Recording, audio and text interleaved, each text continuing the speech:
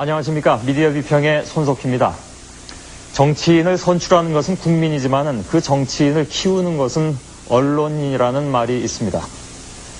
이 때문에 정치인은 언론을 이용하고 또 때에 따라서는 언론도 정치인을 이용을 합니다.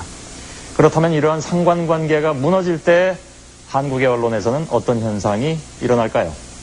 오늘 뉴스 초점에서는 이 두 가지 경우, 즉 서로를 이용한 경우와 서로를 배척한 경우에 대해서 두 사람의 정치인을 예로 들어서 살펴보겠습니다. 이것은 어쩌면 한국적인 언론 상황을 나타내주는 최근의 대표적인 사례일지도 모르겠습니다. 지난 3월 29일자 각 신문에는 아주 흥미로운 사진이 실렸습니다.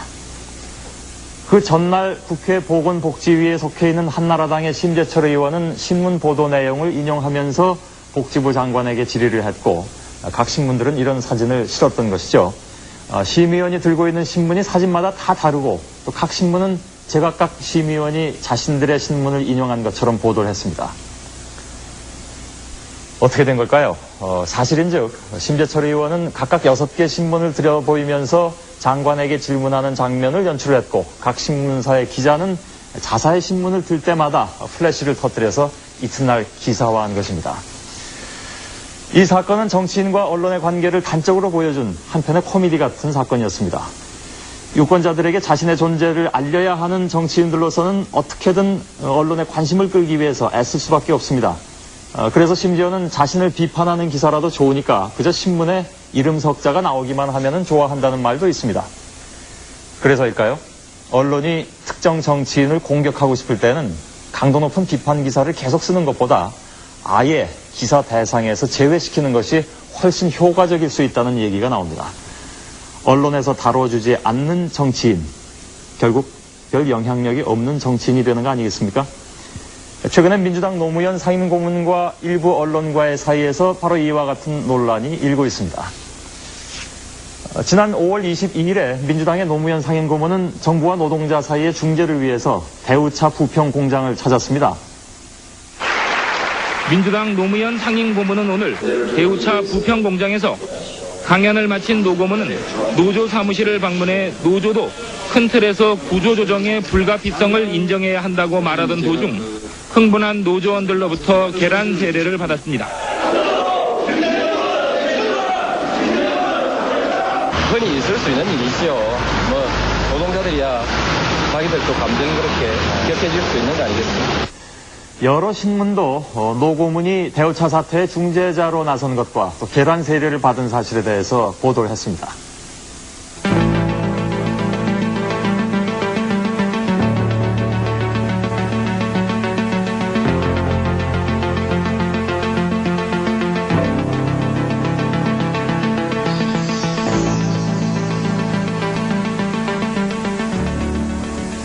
또한 노고문은 대우차 방문 다음인 23일과 24일에 국민정치연구회 특강 등을 통해서 특정 언론과 또 한나라당 이회창 총재에 대해서 강도 높은 비판 발언을 합니다.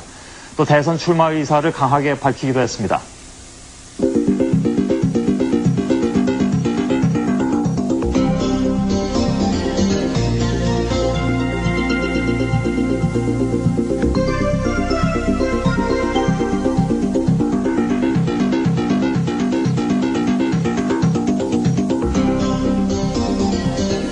자, 그런데 이처럼 며칠 사이에 노고문의 일련의 행보에 대한 기사가 각 언론에 보도되고 있는데 반해서 유독 조선일보와 동아일보만 일체 관련 기사를 다루지 않았습니다.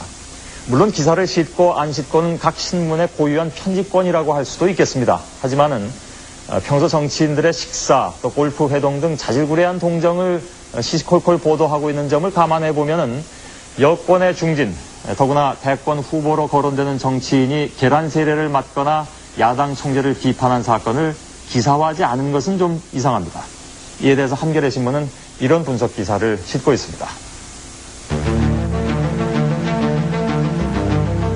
대통령 후보로 거론되는 정치인 중 유일하게 언론 권력을 비판하고 있는 노무현 민주당 상임고문의 최근 행보에 대해 일부 신문이 관련 기사를 전혀 싣지 않아 또 다른 형태의 노무현 죽이기 아니냐는 말들이 나오고 있다.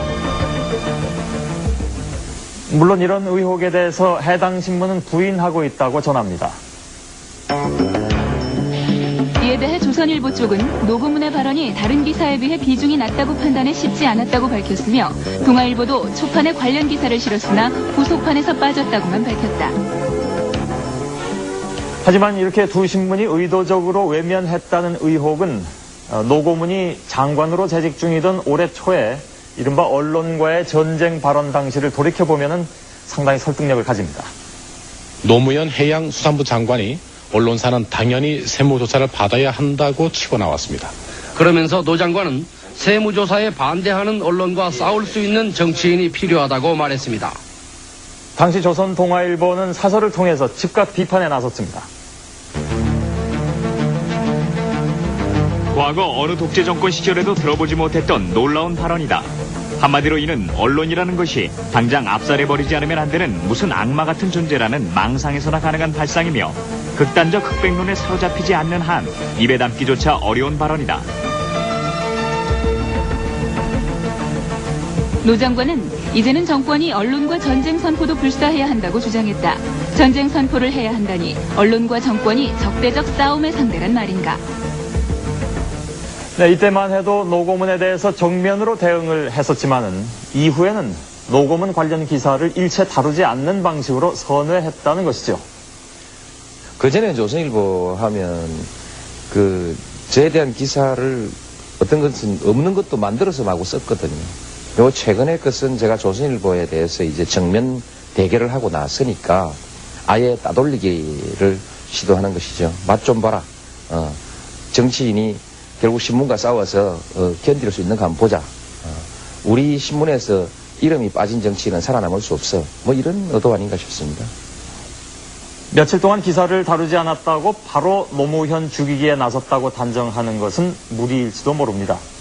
하지만 정치인 노무현과 그가 말하는 이른바 수구 언론과의 뿌리 깊은 악연을 살펴보면 그런 의혹이 전혀 근거 없다고도 할 수는 없을 것 같습니다.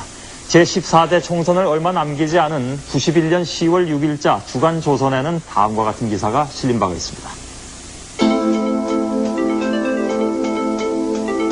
당시 정가에 나돈 얘기는 노 의원이 겉으론 돈이 없는 것처럼 보이지만 실은 이재발과 재산이 상당에게 달하며 인권 변호사로서의 역할도 상당 부분 과장돼 있다는 것이었다.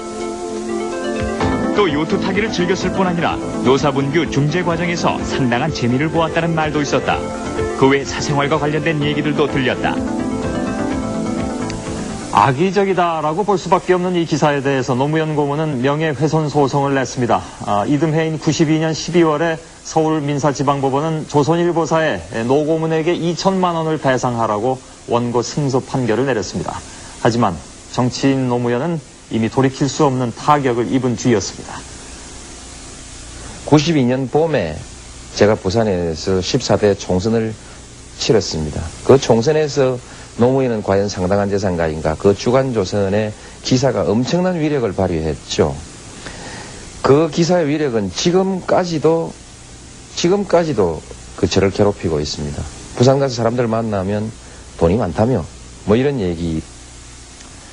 노무현 고문의 이른바 수구 언론과의 전쟁에 민주당 정범구 의원 등의 몇몇 정치인들도 동조를 하고 나섰습니다. 이에 대해서 무모하다, 결국 손해볼 일을 왜 하느냐, 이런 우려의 목소리도 있습니다. 그러나 이러한 움직임이 정치권에 새로운 변화를 가져올 수 있다는 시각도 있습니다.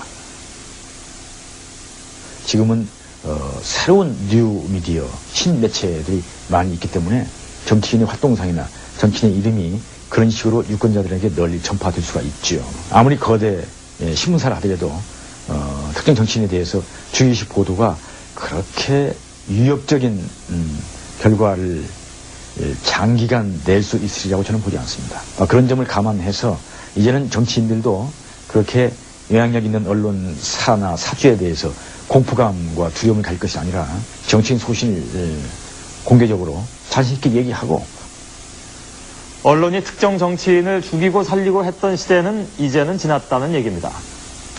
언론이 정치를 좌지우지할 수 있다는 시대착오적인 자만심을 버리고 객관적이고 공정한 잣대로만 기사의 가치를 판단할 때, 또 정치인 역시 더 이상 언론의 눈치나 살피는 행태를 버릴 때 비로소 우리 언론과 정치 문화의 한 단계 성숙한 모습을 기대할 수 있을 겁니다. 안녕하십니까. 미디어 비평의 손석희입니다. 정치인을 선출하는 것은 국민이지만은 그 정치인을 키우는 것은 언론인이라는 말이 있습니다. 이 때문에 정치인은 언론을 이용하고 또 때에 따라서는 언론도 정치인을 이용을 합니다. 그렇다면 이러한 상관관계가 무너질 때 한국의 언론에서는 어떤 현상이 일어날까요? 오늘 뉴스 초점에서는 이 두 가지 경우, 즉 서로를 이용한 경우와 서로를 배척한 경우에 대해서 두 사람의 정치인을 예로 들어서 살펴보겠습니다. 이것은 어쩌면 한국적인 언론 상황을 나타내주는 최근의 대표적인 사례일지도 모르겠습니다.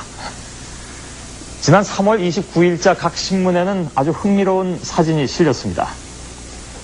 그 전날 국회 보건복지위에 속해 있는 한나라당의 심재철 의원은 신문 보도 내용을 인용하면서 복지부 장관에게 질의를 했고 각 신문들은 이런 사진을 실었던 것이죠. 심의원이 들고 있는 신문이 사진마다 다 다르고 또 각 신문은 제각각 심의원이 자신들의 신문을 인용한 것처럼 보도를 했습니다. 어떻게 된 걸까요? 사실인즉 심재철 의원은 각각 6개 신문을 들여보이면서 장관에게 질문하는 장면을 연출했고 각 신문사의 기자는 자사의 신문을 들 때마다 플래시를 터뜨려서 이튿날 기사화한 것입니다. 이 사건은 정치인과 언론의 관계를 단적으로 보여준 한 것과 또 계란 세례를 받은 사실에 대해서 보도를 했습니다.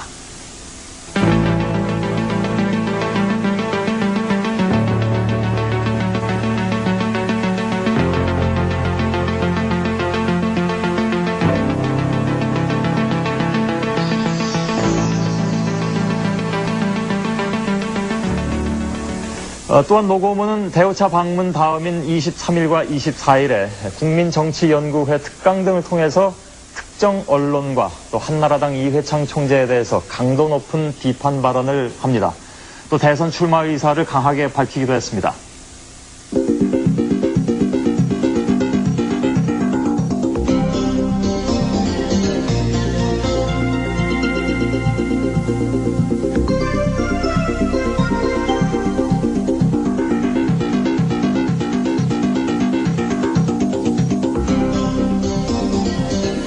자, 그런데 이처럼 며칠 사이에 노고문의 일련의 행보에 대한 기사가 각 언론에 보도되고 있는데 반해서 유독 조선일보와 동아일보만 일체 관련 기사를 다루지 않았습니다.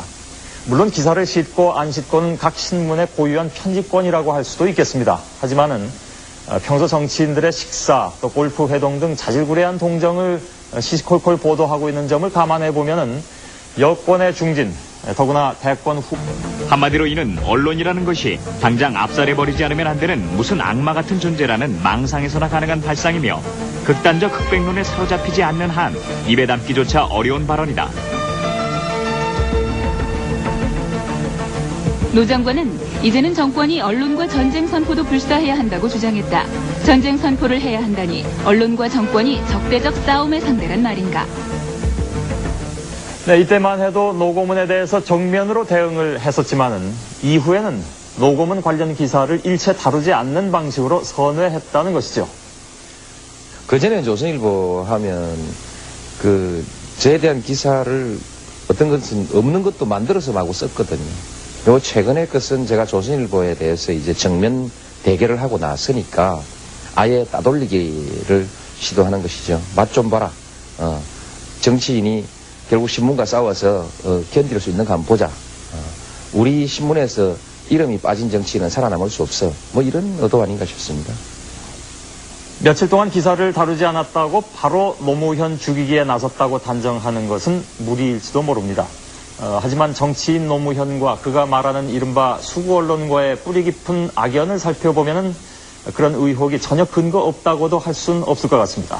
제14대 총선을 얼마 남은 후보로 거론되는 정치인이 계란 세례를 맞거나 야당 총재를 비판한 사건을 기사화하지 않은 것은 좀 이상합니다. 이에 대해서 한겨레 신문은 이런 분석 기사를 싣고 있습니다. 대통령 후보로 거론되는 정치인 중 유일하게 언론 권력을 비판하고 있는 노무현 민주당 상임고문의 최근 행보에 대해 일부 신문이 관련 기사를 전혀 싣지 않아 또 다른 형태의 노무현 죽이기 아니냐는 말들이 나오고 있다. 물론 이런 의혹에 대해서 해당 신문은 부인하고 있다고 전합니다.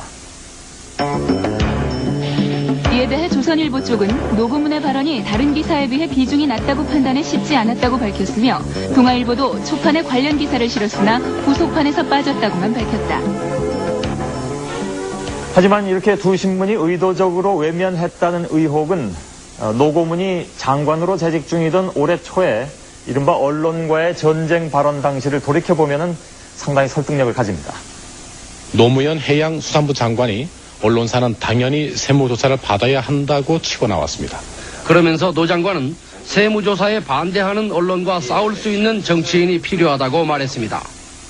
당시 조선 동아일보는 사설을 통해서 즉각 비판에 나섰습니다. 과거 어느 독재 정권 시절에도 들어보지 못했던 놀라운 발언이다. 한편의 코미디 같은 사건이었습니다. 유권자들에게 자신의 존재를 알려야 하는 정치인들로서는 어떻게든 언론의 관심을 끌기 위해서 애쓸 수밖에 없습니다. 그래서 심지어는 자신을 비판하는 기사라도 좋으니까 그저 신문에 이름 석자가 나오기만 하면 좋아한다는 말도 있습니다. 그래서일까요? 언론이 특정 정치인을 공격하고 싶을 때는 강도 높은 비판 기사를 계속 쓰는 것보다 아예 기사 대상에서 제외시키는 것이 훨씬 효과적일 수 있다는 얘기가 나옵니다. 언론에서 다뤄주지 않는 정치인, 결국 별 영향력이 없는 정치인이 되는 거 아니겠습니까? 최근에 민주당 노무현 상임고문과 일부 언론과의 사이에서 바로 이와 같은 논란이 일고 있습니다. 지난 5월 22일에 민주당의 노무현 상임고문은 정부와 노동자 사이의 중재를 위해서 대우차 부평 공장을 찾았습니다. 민주당 노무현 상임고문은 오늘 대우차 부평 공장에서 강연을 마친 노고문은 노조 사무실을 방문해 노조도 큰 틀에서 구조조정의 불가피성을 인정해야 한다고 말하던 도중 흥분한 노조원들로부터 계란 세례를 받았습니다. 흔히 있을 수 있는 일이죠. 노동자들이야 자기들 또 감정이 그렇게 격해질 수 있는 거 아니겠습니까? 여러 신문도 노고문이 대우차 사태의 중재자로 나선